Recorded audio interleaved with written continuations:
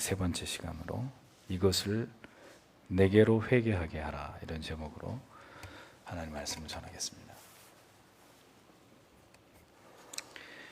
바울 사도는 도망친 노예 오네시모를 위해서 빌레몬에게 그를 용서하고 용납하여 줄 것을 최선을 다해서 정중하게 설득하고 설명하고 있습니다. 사도는 얼마든지 자신에게 주어진 사도의 권한을 사용해서 이 일을 무리하게 강제적으로 하려고 하지 않고, 빌레몬이 스스로 자발적으로 오네시모를 이제는 그의 도망친 노예가 아니라 그리스도 안에서 한 지체와 동역자로 인정하면서 그가 하나님 앞에서 순수하고 자발적인 마음으로 그렇게 너그럽게 오네시모에 대해서 이제 그의 마음을 바꾸어 줄 것을 바울은 계속해서 빌레몬을 설득하고 있는 장면이 이어지고 있습니다. 사도는 이 모든 일들이 일어난 것에 대해서 이것이 놀라운 하나님의 섭리 안에서 이루어졌다는 사실을 빌레몬에게 강조하고 있습니다. 15절을 보면 그런즉 그가 잠시 떠난 것은 아마도 내가 그를 영원히 받아들이게 하려 함이리니, 이렇게 흥정역이 번역을 합니다. 그가 잠시 떠난 것도 아마도 내가 그를 영원히 받아들이게 하기 위한 뭔가 뜻이 있지 않겠느냐, 이런 말이죠. 그러니까 오네시모가 내게서 도망친 일이 어쩌면, 어떻게 보면 이제는 내가 그를 너의 노예가 아니라 하나님의 택하신 백성이요, 복음을 위한 동역자로 이제 영원히 내 곁에 머물게 하기 위한 하나님의 섭리에서 비롯된 일일 수도 있지 않겠느냐, 이렇게 조심스럽게 바울이 빌레몬에게 말을 하고 있었던 겁니다. 사도가 이렇게 완곡하게 표현을 사용하고 있는 것은 하나님의 분명하신 의도를 정확하게 알 수 없는 한 인간이 이것이 하나님의 뜻이다 이렇게 단언하는 것은 아주 위험한 일이 될 수 있기 때문이기도 하고, 또 도망한 노예를 이제는 복음을 위한 동역자로 받아들이라고 하는 이 얘기를 전하면서 빌레몬이 얼마나 어려운 입장일까 하는 부분을 10분 이해하는 바울의 이 조심스러운 마음을 엿볼 수 있는 대목입니다. 이것은 강요할 문제가 아니잖아요. 빌레몬 스스로가 하나님 앞에서 이제는 내가 오네시모를 그렇게 받아들여야지라고 자기가 자기의 믿음으로 결정해야 될 부분이지, 사도가 이래라 저래라 강요할 수 없는 문제지 않습니까? 그러니까 최대한 완곡하게 얘기를 하는 거죠. 어떻게 보면 이게 하나님의 섭리 가운데 일어난 일일 수도 있지 않겠느냐, 이렇게 얘기를 하는 것입니다. 오네시모가 도망자가 된 것은 다 주의 뜻이다 이라는 말, 이렇게 확정적인 이런 말은 그렇게 함부로 한 사람이 단정할 수 있는 문제가 아니죠. 오네시모가 너에게서 도망친 거 그거 하나님의 뜻이야, 이렇게 함부로 이렇게 단언할 수 있는 문제가 아니라는 겁니다.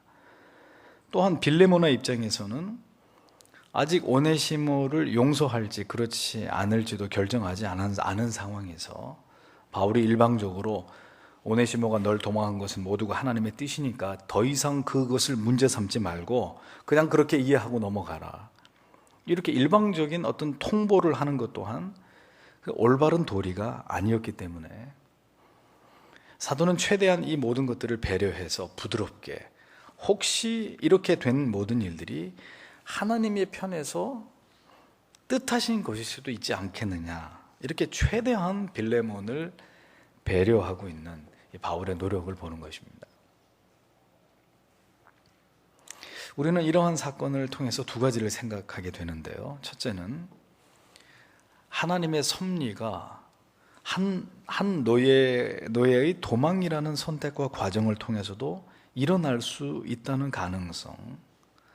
다른 하나는 그렇다 할지라도 이러한 일들을 쉽게 합리화하거나 정당화해서는 안 될 일이라는 두 가지입니다. 오네시모가 사도 바울을 옥중에서 만나서 회심하게 되는 것이 하나님의 뜻이었다면 오네시모는 빌레몬에게서 도망을 쳐야만 되는 거죠. 그렇게 되어야 사도를 만나서 그가 변화될 수 있었기 때문입니다. 그렇다면 노예를 잃어버린 주인의 입장에서는 이게 괘씸한 일이고 분노할 만한 일이지만 하나님의 관점에서는 잘된 일이 아니겠는가, 이렇게 볼 수 있는 거죠. 그러면 그렇다고 해서 이러한 관점으로 모든 것을 해석하게 되면 또 다른 문제에 봉착하게 됩니다. 그것은, 그렇다면 목적이나 결과가 선하다면 그럼 모든 과정에서의 수단은 모두 다 정당화될 수 있는가 하는 문제죠. 분명히 오네시모가 구원을 받으려면 옥중에서 바울을 만나야만 되는 겁니다. 그러려면 오네시모가 빌레몬의 집에서 탈출을 감행해야 되는 거죠. 그러면 노예의 도망이라는 수단을 통해서도 그가 회심하고 하나님의 사람이 될 수 있다는 가능성을 열어놔야 되는데, 만약에 이걸 그렇게 해서 모든 경우에 대입을 해서 이런 식으로 논리를 펴면, 그럼 수단과 방법 가리지 않고 하나님의 모든 뜻은 다 그러면 합리화되는 것이고 인정될 수 있느냐 하는 이런 문제가 또 걸리게 되는 것입니다. 한 사람을 도망시켜서 하나님의 자녀가 되게 하는 것이 한 주인으로 하여금 노예를 잃어버리게 되는 손해를 정당화할 수 있느냐, 그게 과연 하나님의 뜻이라고 볼 수 있느냐 하는 문제가 생기게 된다는 겁니다. 예를 들어 보면 이런 거죠. 교회에 헌금을 하기 위해서 다른 사람에게 갚아야 될 돈은 갚지 않아도 괜찮은 겁니까? 건축원금을 내기 위해서 주일에 예배를 빠지고 어떤 거금의 계약을 성사시킨 일이 올바른 일인가요? 노예가 임의로 주인에게서 도망을 치는 것은 분명히 불법을 저지른 것입니다. 그런데 도망을 쳐서라도 신자가 되기만 하면 그 모든 잘못은 다 덮여지는 것이 옳은 일인가? 자, 이런 문제를 생각하지 않을 수 없다는 겁니다. 모든 선한 결과를 위해서 그 과정에서 인간적인 판단과 생각으로 일을 굽게 하는 것조차도 그게 하나님 앞에 합당한 일이 될 수 있는 것인가? 어떻습니까? 그럴 수 없는 일이죠. 따라서 하나님의 관점으로 어떻게 모든 것을 판단하는가 하는 문제는 여간 중요하지 않을 수 없는 문제이고, 이러한 일들을 정확하게 분별하기 위해서는 하나님의 뜻이 무엇일지에 대한 진리에 입각한 명철한 판단이 이루어져야 된다는 것입니다. 사도는 그러하기 때문에 이러한 불법이 정당화되거나 합리화됨으로 약이 될 수 있는 어떤 혼란의 문제를 결국 오네시모는 자기의 잘못을 시인하고 바울은 이를 변호함으로써 결국 오네시모의 주인이었던 빌레몬의 선에서 이 모든 일들을 수용하고 받아들임으로써 지금 일어난 이 모든 일들이 은혜 안에서 잘 해결되게 하기 위해서 노력하고 있는 것을 우리에게 보여주고 있는 것이라는 겁니다. 그래서 어느 한쪽도 치우치지 않도록, 어떤 혼란이나 부딪힘이, 모순이 일어나지 않도록 사도가 지금 이 문제를 이렇게 풀어가고 있는 거죠. 어느 한쪽으로도 치우치지 않도록 순리대로 모든 문제를 절차대로 이렇게 풀어가는 거예요. 어떤 경우에도 선한 뜻을 위한 악한 수단이나 방법이 사용되거나 정당화될 수 없습니다. 그것은 어떤 경우에도 교회에서 일어나서는 안 된 일이고 성도들이 수용해서는 안 될 방법이죠. 그러했기에 사도는 이렇게 신중한 자세로 합당한 절차를 통해서 이 모든 과정을 이렇게 절차를 거쳐가면서 결국 오네시모를 용서하게 만들고 빌레몬으로 하여금, 그래서 그가 이제는 노예의 신분이 아닌 바울의 동역자요 건실한 하나님의 거듭난 하나님의 백성으로 그가 이제 하나님의 교회를 위해서 헌신할 수 있는 이런 모든 과정들을 착실하게 사도가 밟아가고 있었다는 걸 보여주는 것입니다. 절대로 강압적으로 권위를 가지고 조작하거나 정치를 해서 문제를 해결하려고 하는 게 아니라 순리대로 누가 봐도 이렇게 하는 것이 옳다라고 믿어지도록 그렇게 바울이 이 오네시모, 도망한 노예 오네시모의 문제를 빌레몬의 관계 속에서 자기는 중재자의 입장에서 이것들을 이렇게 풀어가고 있었다는 겁니다.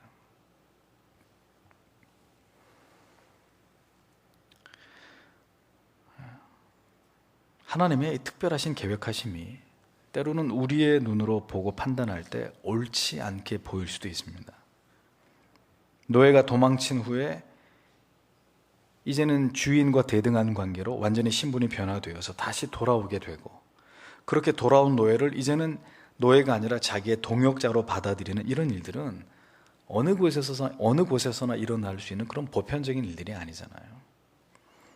그러니까 지금 이러한 어떤 초대교회에 일어났던 이런 에피소드들은, 어떤 이런 단면들을 보면 이게 예수 그리스도를 통한 복음의 역사와 깨달음이 이 편만한 곳에서, 그런 곳에서만 일어날 수 있는, 통용될 수 있는 기존의 유대주의적인 전통과 관행을 완전히 깨트려버리는, 이게 새로운 어떤 가치의 질서고 역사였다는 걸 지금 보여주는 것입니다.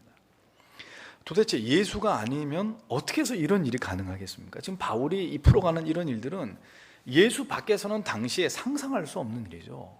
어디 도망친 노예가 주인에게 형제가 되고, 그런 노예가 목숨을 부지하고, 또 그런 노예를 용서해 달라, 뭐 이런 얘기들이 오고 가는, 이건 어디서도 일어날 수 없는 일이라는 겁니다. 성경은 하나님의 뜻을 이루기 위해서 노예가 도망해서 사도의 동역자가 될 수도 있고, 그렇게 도망친 자신의 노예를 이제는 더 이상 노예로 여기지 아니하고 그리스도의 복음 안에서 한 지체와 동역자로 받아들이는 이러한 신분과 계급의 파괴는 모두 복음과 진리 안에서 새롭게 지금 이 땅에서 만들어져 가고 있는 위대한 예수 그리스도를 통한 질서의 한 부분임을 보여주고 있는 거죠. 오네시모, 빌레몬, 이 바울 사이에 이 빌레몬서가 우리에게 던지는 여러 가지 주제 가운데 그리스도 예수 안에서 세상의 질서가 새롭게 재편되고 있다는 걸 보여주는 것입니다. 복음이었기에 가능한 일이었다는 거죠. 이게 복음 안에 있었기 때문에 가능한 일이라는 거예요. 사도는 이러한 복음 안에서의 놀라운 하나님의 섭리를 빌레몬이 오해 없이 받아들일 수 있도록, 그래서 충분하게 설명하면서 이 문제를 접근하고 있었다는 거죠. 그리고 순리를 따라서 그냥 모든 것을 하나님의 뜻이라고 사도적 권위를 앞세워가지고 강압적으로 강요하기보다는 이렇게 설명하고 설득하면서 하나님의 뜻하심을 잘 이해시켜가면서 하나님의 섭리일 수도 있지 않느냐, 이런 완곡한 표현을 동원해 가면서 아름답고 은혜스럽게, 그래서 오네시모도 상처를 받지 않고 빌레몬도 상처를 받지 않고 모든 것이 자발적으로 하나님의 은혜 안에서 모든 일들이 아름답게 이루어져 가기 위해서 바울이 무척 애를 쓰고 있는 이런 모습을 보여주는 것입니다. 그리고 이것을 이렇게 애를 쓰는 이유는 예수 그리스도 안에서 이제 새로운 세상이 열리고 있다는 사실을 되도록 많은 교회 성도들이 이 빌레몬서를 회람하면서 그들이 그것을 깨닫게 하기 위한 그런 사도의 의도가 담겨 있었다는 거죠. 이렇게 하나님의 섭리와 관점에서 설명하고 이해시키고 하나님의 일들을 이루어 나가는 지혜가 우리에게 필요한 것입니다. 그리고 중요한 것은 사도가 그렇게 노력하고 애쓰는 것이 분명한 것은 하나님의 뜻이어야만 된다는 겁니다. 하나님의 뜻을 등에 업고 인간의 의도나 생각을 합리화하는 것은 그건 끔찍하게 잘못된 일이고 심히 악한 죄가 되지 않겠습니까? 그러니까 사도는 이 진행하는 모든 일들이 하나님의 뜻 가운데 일어나는 일들이라는 확신이 있었기 때문에 빌레몬에게 이 오네시모에 대한 그의 입장을 이렇게 쭉 풀어가면서 설명하고 있었던 것을 보게 되는 것이죠. 16절을 이어서 보면 이제는 종으로서가 아니요 오히려 종 이상의 사랑하는 형제로서니라. 특별히 내게 그러하거늘 하물며 내게는 육신 안에서나 주 안에서나 얼마나 더 많이 그러하랴, 이렇게 흠정역은 번역을 합니다. 사도는 오네시모의 그 도망의 결과가 이제 이토록 자신에게 신실한 그리스도의 일꾼으로 그를 변화시키고자 하신 하나님의 뜻이 확실했음을 오네시모에 대한 그의 이 보증과 그리고 증언과도 같은 이런 표현을 통해서 빌레몬에게 더 확고하게 이 부분을 설명하고 있는 것을 보여줍니다. 그러니까 한때는 도망친 노예였을지 모르나 이제 그는 회심을 경험하였고 현재는 누구보다 뛰어난 그리스도 안에서 만난 형제로서 자신에게 너무나 유익이 되고 있는, 힘이 되고 있는 그런 지체가 되었는데 그게 나에게만 그러하겠느냐? 아니다 이거죠. 그대 빌레몬에게도 이제 오네시모는 그 과거에 도망친 노예가 아니라 그 형편없는, 당신에게 피해만 끼치고 있어도 별 당신에게 유익이 되지 못하던 그런 노예가 아니라 이제는 그리스도 안에서 성실한, 하나님의 나라를 위해서 충성을 다하는, 나에게도 유익하고 원래 주인이었던 당신에게도 이제는 사랑을 받고 인정을 받을 수 있는 믿음직한 사람이 되었다. 그것을 믿어달라고 바울은 힘을 주어서 빌레몬에게 설명을 하고 있었던 것입니다. 나 바울이 그 사실을 검증할 수 있다. 검증했고 보증할 수 있다. 이제 그는 신실한 우리의 형제다. 여기에 대해서 추호의 의심도 갖지 말고 오네시모를 그렇게 이해해 주면 좋겠다라는 이야기를 바울이 빌레몬에게 하고 있었던 것입니다. 그러니까 우리에게는 말입니다, 모두 이 편견이나 선입견이라는 판단의 기준이 있습니다.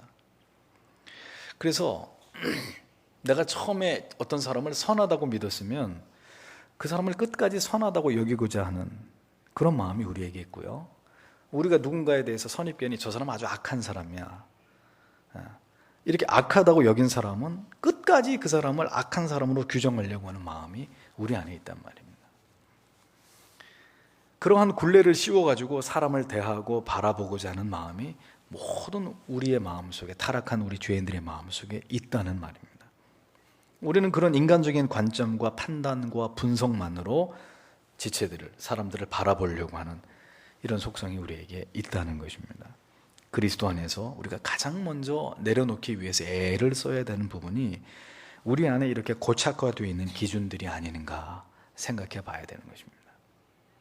빌레몬은 물론 그런 사람이 아니었겠습니다만, 지금 바울은 계속해서 빌레몬이 가지고 있었던 도망친 노예 오네시모에 대한 선입견, 그것을 계속 이렇게 바꾸어 놓으려고 계속해서 오네시모를 변론하고 그에 대해서 보증을 하고 증언을 하면서 그런 사람 아니다, 오네시모는 그대가 알고 있었던 그런 사람이 아니다, 이 얘기를 계속 반복적으로 빌레몬에게 이야기하면서 설득을 하고 있었다는 겁니다. 우리에게도 이렇게 사도 바울처럼 그리스도의 관점이 필요합니다. 그냥 보편적인 평가의 기준으로 지체들과 사람들을 보려고 하는 그런 마음이 우리 안에 있다는 거 부인할 수 없는데, 이런 것들을 우리 안에서 발견할 때마다 우리가 흠칫 놀라면서 이거는 아니다, 그런 것들이 필요하다는 거죠. 예를 들어서 교회 안에 성공한 사람들, 잘 나가는 사람들, 상대적으로 모든 게 우월해 보입니다. 우월해 보여요. 그럼 그렇지 않은 지체들은 어떻습니까? 그러면 상대적으로 열등해 보이는 거예요. 그러니까 벌써 어떤 삶을 살아가느냐가 우리의 딱 평가의 기준이 돼서 같이 하나님을 섬기고 있는데도 우리는 은연중에 보다 나은 사람, 못한 사람, 이런 기준을 갖게 되는 거예요. 그럼 과연 이것이 올바른 그리스도인의 지체들을 향한 판단의 기준이 될 수 있느냐? 아니죠. 물론 아니잖아요. 아니라고 하면서도 우리는 은연중에 어떤 학력, 사회적 지위, 신분, 이런 거 가지고 사람들 평가하고 규정하려는 자세가 있단 말이죠. 교회 안에, 성도 안에 그런 게 전혀 없냔 말입니다. 우리는 전혀 그런 기준으로 지체들을 보고 있지 않느냐, 정말 생각해 봐야 될 부분이라는 겁니다. 어제까지 노예의 신분이었다 할지라도 오늘 그리스도 예수를 믿어서 신실한 하나님의 자녀, 형제와 자매, 그리스도 안에서의 어떤 출중한 일꾼이 되었다면 그를 그런 관점으로 바라봐야 되는데, 그럼에도 불구하고 우리는 어떤 특정한 직업을 가지고 있느냐, 어떤 성도의 생활 수준이 어느 정도냐, 학력이 어느 정도냐, 출신 학교가 어느 정도냐, 이런 것들로 이렇게 분류를 하고 점수를 매긴단 말이에요. 참 이런 것들이 고질적인 우리 안에 남아있는 편견들이에요. 선입견들이에요. 깨지지 않는. 근데 바울은 그 시대에 이미 그걸 깨려고 했던 겁니다. 오네시모는 노예였다. 그러나 지금은 아니다. 그는 그리스도 안에서 우리의 동역자다, 형제다. 네가 나를 사랑하는 것만큼 그를 사랑해야 될 의무가 너에게 있다. 이런 얘기를 계속하면서 이미 그 시대에 있었던 편견들 깨려고 했던 거죠. 그리스도 예수로 말미암아 새롭게 재편된 어떤 새로운 세상의 질서들을 바울이 이야기하면서 어떤 그 시대에 이미 이런 충격적인 어떤 영적인 도발을 하고 있었던 겁니다. 계급 이런 거, 신분 의미 없다는 얘기죠. 그 시대에 바울은 그런 걸 가지고 씨름을 했는데 이 시대의 성도들은 다시 그 바울이 깨트리려고 했던 그런 것들을 가지고 들어와서 이제 그런 관점으로 서로를 보고 판단한다. 모순이죠. 이건 중대한 역행인 거죠. 진리를 역행하는 거예요. 지체들은 그리스도 안에서 모두 형제요 자매일 뿐입니다. 우리 안에 그 어떤 조건으로 인간적인 기준으로 지체들을 대하는 우리의 기준이 높아지기도 하고 낮아지기도 하는 이런 일들이 일어나서는 안 되는 것이겠죠. 모두 그리스도의 기준으로 평등하고 모두에게 그리스도의 사랑과 은혜와 긍휼이 필요한 존재들로 바라보면서 그렇게 섬기고 나보다 바울이 나은 존재로 여기라고 나보다 나은 존재로 여기라고 한 것처럼 그렇게 여기면서 그리스도 안에서 하나가 되고자 하는 이런 성숙한 마음을 가지려고 하는 노력이 우리 안에 있어야 된다는 거죠. 우리의 편견이 자꾸 튀어나올 때마다 아니지, 이건 아니야. 내가 그런 기준을 가지고 지체들을 바라봐서는 안 되지. 자꾸 우리 자신과 더불어 싸워야 되는 것입니다. 사도는 빌레몬에게 이제부터 오네시모를 더 이상 종이 아닌 사랑하는 형제로 함께 대우하고 그를 바라볼 것을 이야기하면서 나아가서 이렇게까지 당부하잖아요. 17절에 그러므로 네가 나를 동반자로 여기거든 마치 나를 받아들이는 것 같이 네가 나를 그렇게 여겨주는 것처럼 그를 받아들이라. 이렇게 얘기합니다. 저를 영접하기를 내게 하듯 하라고 특별히 부탁을 합니다.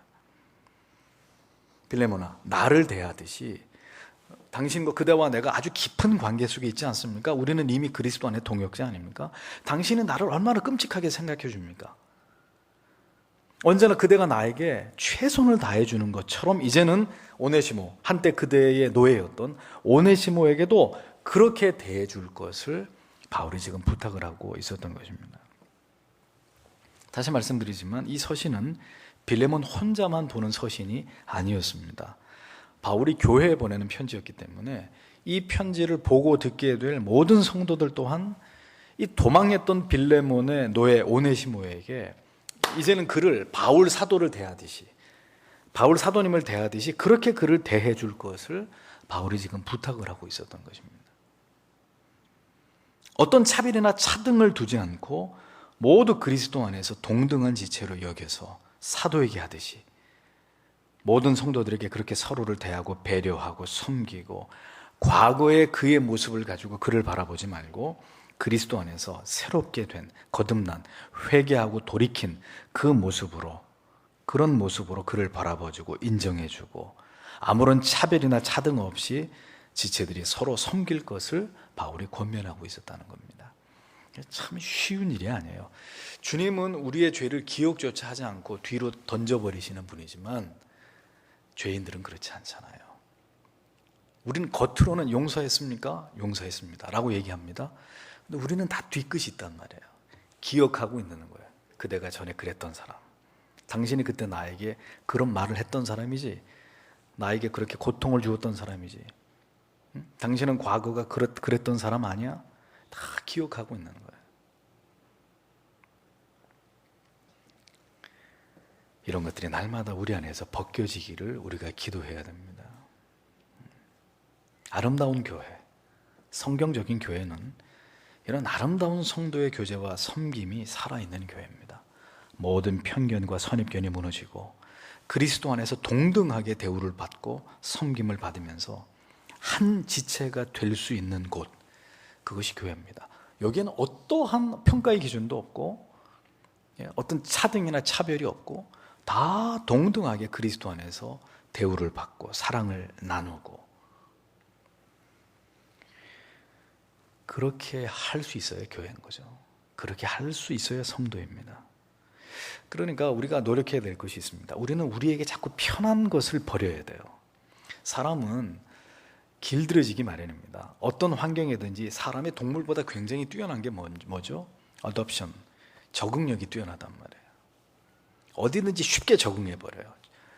그런데 그 적응을 잘한다는 게 문제가 될 수도 있습니다. 불편함을 못 느끼는 거예요. 그러니까 때때로 지금 이 상황이, 이 관계가 나한테 너무 편한 게 아닌가 이런 생각해 봐야 돼요. 그래서 우리는 의도적으로라도 좀 불편한 상황, 좀 낯선 것을 선택하고 그것을 이렇게 취하고 내가 노력하고 좀 더 기준을 높여서 그 기준에 도달하려고 하는 이런 노력들을 계속 우리가 스스로 우리 안에서 그런 작업들을 해 나가야 된다는 거죠. 그렇게 안 하면 보세요. 여러분들이 점심 드실 때도 매일 같이 먹는 사람만 하고 먹는다니까요. 교회 안에서 말씀을 나눠도 늘 얘기하는 사람하고만 얘기를 합니다. 이게 뭡니까? 우리 안에 스스로 우리를 가두어 버린 거예요. 그게 편하거든요. 편하단 말이에요. 편한 사람하고 얘기하는 게 편하지, 불편한 사람하고, 뭐 그렇다고 해서 뭐 교회 안에 적이 있는 건 아니지만 대화를 잘 안 한 사람하고 대화하기 어려워한단 말이죠. 예? 권사님이 청년들하고 대화를 한다든지, 주일학교 학생이 집사님하고 대화를 한다든지 불편한 거죠. 우리는 자꾸 우리가 편한 쪽으로만 예수를 믿으려고 하는 습성이 우리 모두에게 있어요. 그러니까 우리가 자꾸 이 편한 관계들을 자꾸 벗어나려고 해야 돼요. 오늘은 내가 지금까지 이 교회에서 이야기하지 않은 사람 세 사람하고 내가 얘기를 해야지. 오늘 교회 가면 오늘은 내가 지금까지 수년 동안 같이 밥 먹지 않은 지체들하고 밥을 먹어봐야지. 우리 스스로 뭔가 이런 것들을, 이런 각질들을, 이런 단단한 껍질을 우리 스스로 벗겨내고 깨고 이 틀 안에서 뛰쳐나오려고 하지 않는 한은 계속 그 안에서 머물러 있으려고 하는 것들이 우리 안에 있어요. 누구나가 마찬가지예요. 저도 그래요. 저도 낯가림이 심해요. 제가 아는 목사님들하고만 얘기하고 잘 모르는 목사님들하고 잘 얘기 안 해요. 그래서 고치라고 많이 저도 노력하는데, 나에게 익숙한 사람과만 함께 하려고 하는 것은 아직 우리의 믿음이 성숙지 못함을 보여주는 증거입니다. 굳이 그게 악한 마음 때문이 아니라도 뭔가 내가 가지고 있는 어떤 트라우마 때문일 수도 있고, 상처나 과거의 어떤 대인관계에서 어떤 큰 어떤 고통을 맛본 그런 경우 사람에게 너무 실망을 했다든지 뭐 그런 걸 수도 있지만, 그래도 그런 것으로 절대 합리화할 수 없는 것입니다. 그리스도 안에서 우리는 모든 지체들과 협력하고 연합할 수 있는 두리뭉실한, 그런데 그렇게 할 수 있는 단 하나, 그렇게 할 수 있는 이유는 무엇 때문이죠? 우리 모두가 예수 안에 있기 때문입니다. 우리 모두가 예수 안에 있으면 다소 시간은 걸리더라도 결국은 그렇게 될 수밖에 없어요. 우리가 깨닫고 듣는 진리가 이렇게 웅크리고 다 담을 다 쳐버리고 그 안에 가만히 있도록 내버려 두질 않거든요. 진리의 말씀이 계속 우리를 넓히고 우리를 찢어놓고, 벽을 허물라 그러고 손을 내밀게 만들고 먼저 용서하게 만들고 용서 구하게 만들고, 이렇게 계속 진리가 우리를 그렇게 푸시하기 때문에 결국은 그렇게 가게 돼 있어요. 시간이 얼마가 걸리냐의 문제지. 왜 그렇다고요? 우리가 예수 안에 있기 때문에, 진리 안에 있다면, 같은 진리를 바라본다면 그렇게 돼요. 언젠가는 그렇게 됩니다. 같은 신학, 같은 교리 안에서 하나님이 원하시는 것을 함께 같이 바라볼 수 있다면 결국은 모든 것을 뛰어넘어서 지체가 되고 동역자가 될 수 있을 것입니다. 그러나 문제는 그럼 왜 안 되느냐 이거죠. 안 되는 경우는 이 경우입니다. 근본적으로 진리에 대한 해석 자체가 달라버리는 거예요. 관점 자체가 달라요. 그리고 신학과 교리에 대한 이해 정도가 이렇게 편차가 나는 거예요. 자, 이렇게 되면 참 이제 하나 되기 어려운 문제가 생깁니다. 그런 사람이 부부가 돼도 어렵고, 그런 사람이 같은 교회를 다니는 성도가 돼도 어렵고, 어려워지는 거예요. 이것은 지금까지 논한 그리스도 안에서 노예의 신분이든 주인의 신분이든 하나가 되고 지체가 될 수 있는 이런 내용과 지금 차원이 다른 문제입니다. 이건 그것과 차원이 다른 문제예요. 노예인 오네시모나 빌레몬이 바울이 하나가 돼서 서로 섬기고 지체로 받아들일 수 있는 것은 무엇 때문이었을까요? 그들이 모두 동일한 복음 안에 있었기 때문입니다. 그들이 믿는 복음과 구원과 성화의 삶에 대한 추구가 같았기 때문에 이게 가능한 일이었어요. 이런 계급과 신분이 허물어져 버리고 그리스도 안에서 다 이렇게 대동단결하는, 모든 것들이 허물어지고 하나가 돼, 이게 한 복음 안에 있었기 때문에 가능한 일이었다는 거죠. 근데 오늘의 시대를 보십시오. 오늘의 시대는 이러한 문제를 가지고 어려움과 갈등을 겪기보다는 결국 진리에 대한 몰이해와 잘못된 구원관과 신학적 이견에서 오는 대립과 갈등 때문에 어려움을 겪는 문제들이 훨씬 더 많다는 거예요. 그래서 어려운 문제입니다. 사회적 신분이나 지위를 넘어서 그리스도 안에서 한 형제와 자매가 됩시다, 이런 말은 차라리 쉬운 말이에요. 그건 어렵지 않은 말입니다. 복음이 같고 믿음이 같다면 이건 절대 불가능한 일이 아니에요. 시간이 지날수록 그렇게 가게 된다니까요. 그런데 문제는 다른 신학, 다른 진리에 대한 다른 해석을 가진 교회와 교회, 목회자와 목회자, 성도와 성도 사이에서 오는 갈등과 분리는, 이건 쉬운 문제가 아니에요. 이건 절대로 하나가 되기 어려운 문제가 되어버리는 거예요. 같이 갈 수 없는 관계가 되어버리는 거죠. 정말 어려운 점은 바로 이런 문제인 거예요. 한 믿음 안에서 우리 다 형제 됩시다, 자매 됩시다, 용서합시다. 믿음이 같고 진리가 같고 구원이 같으면 된다니까요. 다 그렇게 되어 왔습니다. 그게 문제가 아니에요. 한 복음 안에 있을 때는 가능합니다. 올바른 진리와 신학 안에 있을 때는 뭐 차별, 편견, 선입견 이런 문제들 다 무너질 수 있습니다. 근데 그것이 달라버리면 그때는 이제 답이 안 나오는 거예요. 답이. 이거 죽을 때까지 싸워야 되는 거예요. 죽을 때까지 등 져야 되는 거예요. 어떻게 한 배를 타고 갈 수 있어요? 이런 중요한 것이 다른데 이런 문제가 생긴다는 거죠. 사도가 오네시모를 그리스도 안에서 형제와 지체와 동역자로 세우고자 함에 있어서는 지금 이제 이 사도가 어느 정도까지 애를 쓰고 있느냐, 18절 19절 보십시오. 만일 그가 내게 잘못을 했거든, 조금이라도 빚을 졌거든, 그것을 내 회계 장부에 넣어라. 나 바울은 내 손으로 그것을 쏟노니 내가 그것을 갚으리라. 그러나 내가 이 외에 내 자신마저도 내게 빚지고 있는 것에 대하여는 내가 내게 말하지 아니하노라. 이렇게 얘기를 합니다. 자, 이게 무슨 얘기냐? 사도 바울은 아마도 오네시모가 빌레몬 집에 있을 때도 그랬고, 그가 도망을 쳤을 때도 그랬고, 빌레몬에게 어떤 상당한 피해를 입혔을 것이라고 생각했던 것입니다. 재산상의 손해를 입혔다든지, 뭐 정신적인 어떤 고통을 줬다든지, 뭐 나름대로 빌레몬에게 오네시모가 분명히 손해를 끼쳤을 것이다, 이렇게 판단한 사도는 오네시모가 그대에게 입힌 모든 물적 피해에 관해서 내가 그걸 다 갚겠다, 이렇게 얘기를 하는 거예요. 내가 내 회계장부에도 올려라. 오네시모가 너에게 피해 준 거 내가 다 나는 이거 지금 친필로 내가 이걸 쓰고 있는 거니까 내가 지금 빈말하고 있는 게 아니라는 거예요. 내가 참말로 그를 대신해서 내가 다 지불할 테니까, 그 피해에 대해서 내가 다 보상할 테니까 걱정하지 말라고 얘기하는 거죠. 내가 대신 지불하겠다고 얘기하는 겁니다. 잘 들어보세요. 자기가 대신 다 지불하겠다.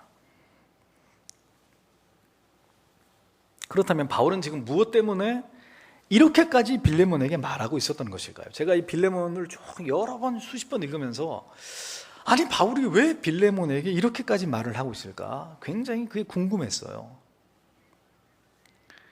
사도에게 진짜 그렇게 할 만한 돈이 지금 있어서 변상을 하겠다는 것인지에 대해서도 지금 불분명합니다. 사도에게 그런 돈이 있는지도 잘 몰라요.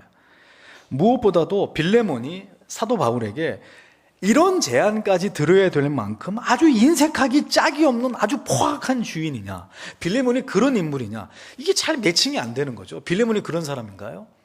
아니잖아요. 빌레몬 저 앞에 서두에 보세요.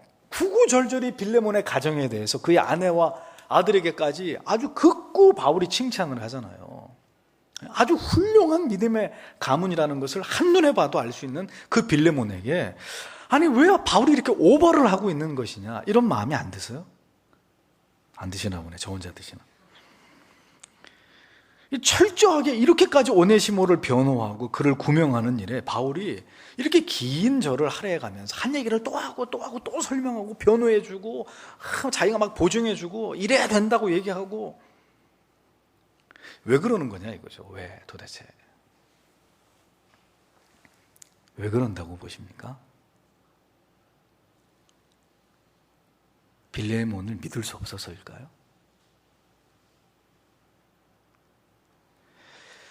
그것은 한 영혼을 구원해서 그리스도의 제자로 일꾼으로 세우는 일에는 이러한 사랑과 열정과 수고와 희생과 노력이 필요함을 깨닫게 하기 위함인 첫 번째 이유가 있습니다.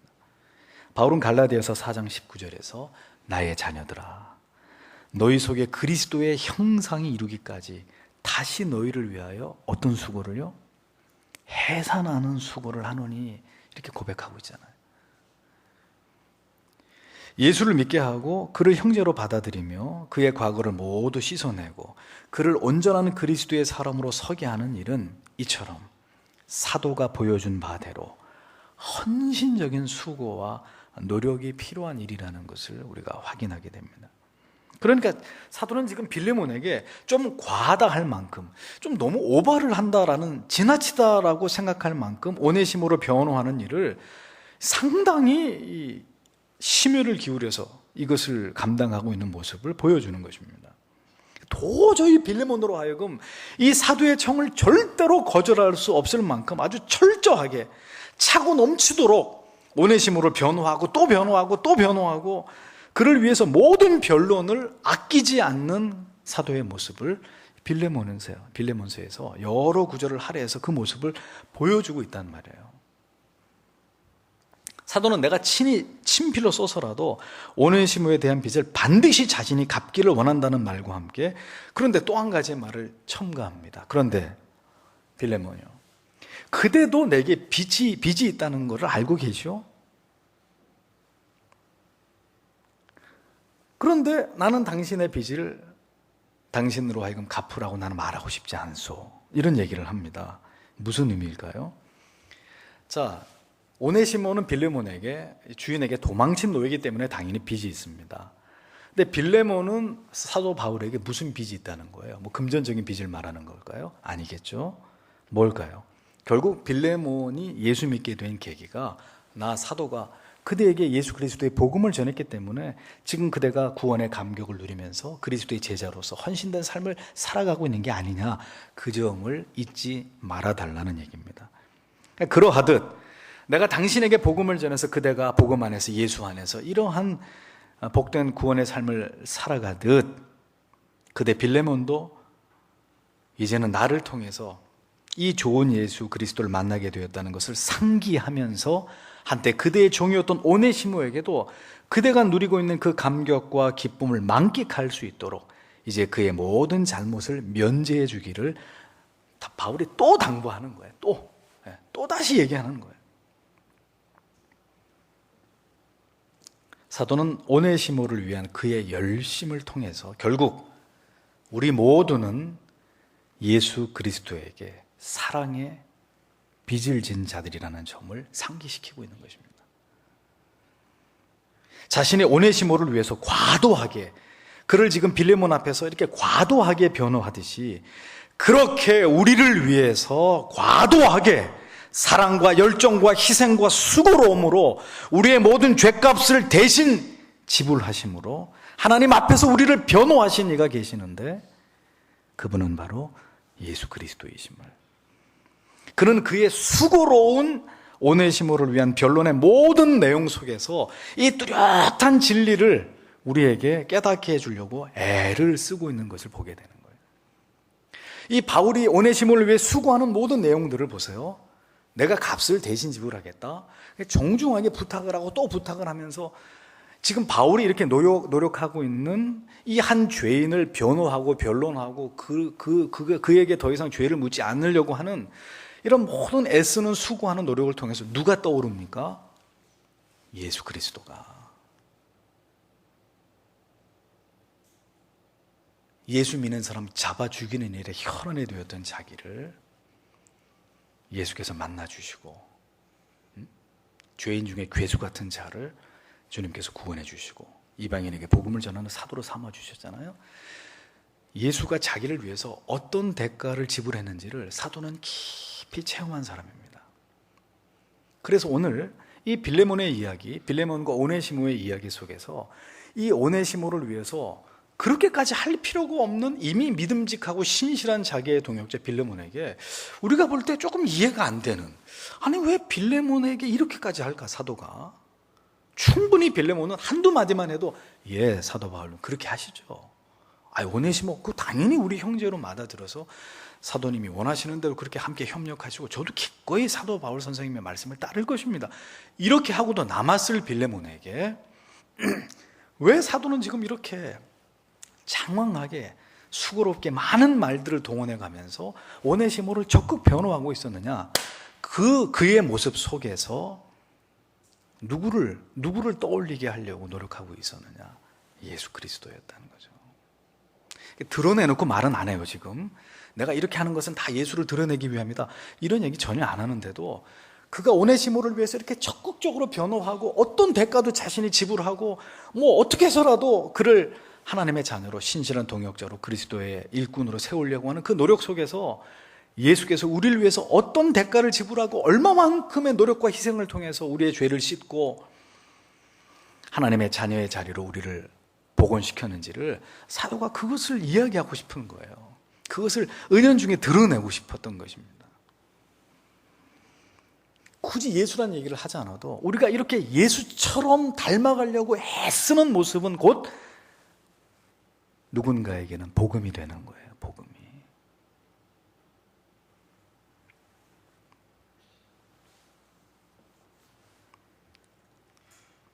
그렇게 그리스도께서 우리를 위해 적극 우리의 죄를 변호하시고 그 모든 죄의 짐을 십자가 위에서 피로써 쓰신 서명으로 우리를 무죄라고 석방해 주신 것처럼 사도는 이 열정적인 변론 속에서 그렇게 우리를 변론하신 그리스도의 그 끝없는 사랑, 그 거룩한 집착, 사랑하는 자녀들을 향한 그 열정을 자기가 오네시모를 향해서 그렇게 하는 모습을 통해서 이렇게 울고내고 있는 거죠.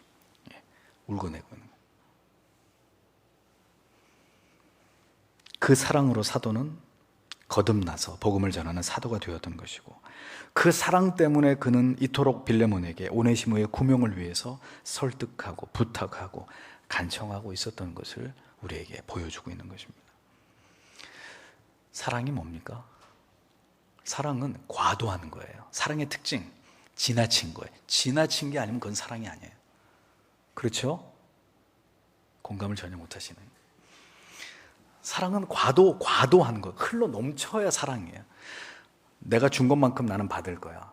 그건 사랑이 아니에요. 사랑은 다 주고 못 다 준 것만 생각하는 게 사랑이에요. 언제나 내가 행복해지는 것보다 나를 던져서라도 저 사람이 행복해지기를 바라는 그게 사랑의 속성이잖아요. 사랑이라는 반지의 다이아몬드는 희생이란 말입니다. 그러니까 사랑은 항상 과도한 거예요. 과도한 거. 과도한 배려, 과도한 섬김. 사랑은 그런 것입니다. 언제나 차고 넘치는 거, 우리는 그걸 사랑이라고 얘기합니다. 언제나 우리를 감격해 하는 그 사랑과 은혜, 그것이 바로 죄인들을 향하신 하나님의 사랑이고 십자가 위에서 우리를 위해서 완성하신 그리스도의 최종 변론이란 말입니다. 그 사랑이 있어서 오늘의 내가 있는 것이라면 우리 또한 예수가 우리에게 보여주신 그 과도한 사랑, 바울이 오네시모를 빌레몬에게 변론하면서 보여준 그 과도한 사랑,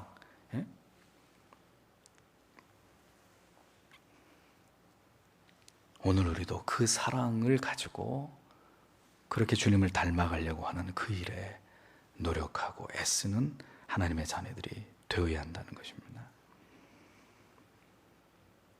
예수께서 그렇게 우리를 변론해 주시기 위해서 자기의 생명을 던져가면서 우리를 위해 변호하셨다면 우리도 누군가 어떤 영혼을 그렇게 그리스도 앞으로 인도하기 위해서 그렇게 그를 변론해주고 대변해주고 섬겨주고 희생해줄 수 있는 그런 한 지체가 되어줌이 마땅하지 않느냐.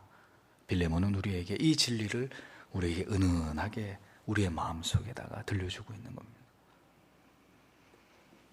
사도는 빌레몬에게 오네시모를 변론하는 이 모든 과정 속에서 우리를 향하신 그리스도의 그 열심을 보여주고 싶었던 것이 아니었을까. 그 끝없는 사랑, 그 진실된 변론, 자신이 대신 피해를 지불하고자 하는 그 마음까지 사도에게서 우리는 그리스도를 닮은 그 마음을 엿보게 되는 것이라는 겁니다. 바울이 그렇게 그런 일들을 행했다면 우리도 바울을 닮아서 그러한 마음으로 형제와 자매를 지체들 변론하고 사랑으로 섬기고 내 안에서 그리스도의 형상이 나타나기까지 나와 더불어 싸우고 내 자신의 육의 덩어리와 더불어 싸우고 죄성과 싸우고 편견과 선입견과 싸우고 그러면서 우리도 그렇게 예수 그리스도처럼 사도처럼 섬기고 변론하고 대가를 지불하고 희생하는 이런 고귀한 가치 있는 일에 그렇게 하나님 저도 쓰임받기를 원합니다. 이런 기도가 빌레몬서를 듣고 이 말씀을 가슴에 새기는 우리의 마음속에 있어야 할 것이라는 겁니다. 그 열심으로 자녀들을 양육하시고 그 열심으로 지체들과 연합하시고 편견과 선입견들을 벗어버리고 온전한 그리스도의 지체로 변화되어 가기를 힘쓰도록 하나님께서 그렇게 우리를 바꾸어 가시고 변화시켜 주시기를 기도하시는 이 밤이 되시기를 주님의 이름으로 부탁드립니다. 기도하겠습니다.